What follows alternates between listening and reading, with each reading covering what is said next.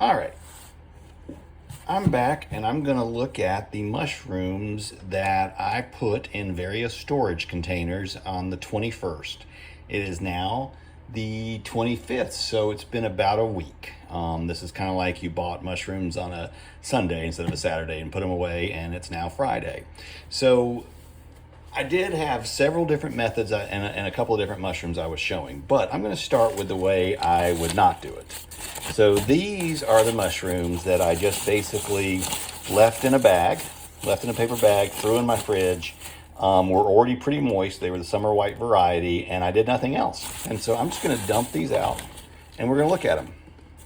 Or I'm going to look at them. I don't know who else will look at it.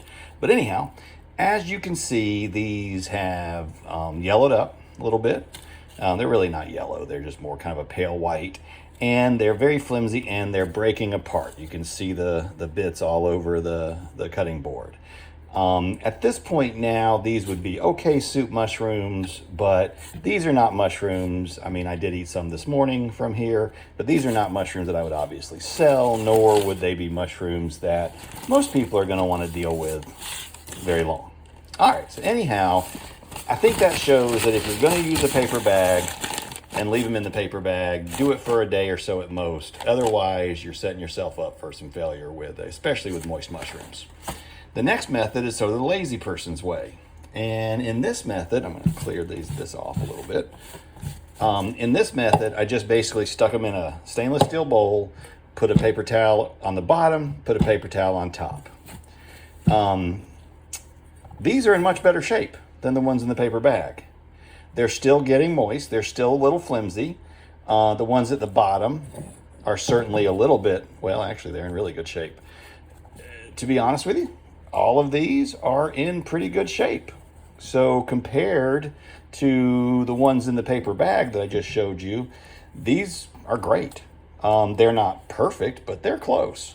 So this was just kind of a much, a very simple way. And all I did once again was wrap them in a paper towel, stick one on top, and leave the container open in the fridge. Now the next one I'm going to show you is the one I gave a little more care to. This is ones that I stuck in a sealed container. Basically same concept, just sealed. If you notice on this one, you can see a little yellowing down here. That's moisture and stuff. If you notice on these, you don't see any yellowing. Okay, so sealing it up in a Pyrex bowl, trimming it first, taking the bases off, and then putting it in a sealed container with paper towels that I have not changed out since I put them in here, is showing you that these mushrooms have kept pretty much perfect for the entire week. They are just like new. They're beautiful. They are firm. If you could feel them, they don't have tons of moisture in them, and they're going strong. So I'm going to leave these in here and keep going with them. We're going to see how long these last like that. Like I said, these have been, now a week. These were the mushrooms that were in pretty moist shape, and I said if I was going to store them for longer than a week, I might do it like this. So let's look at these. These were sealed up, and these were wrapped in 2 layers. So these were wrapped in layers where we had individual mushrooms laying on top of paper towels, and as you can see, these are gorgeous. They are firm. They're just like when I put them in here.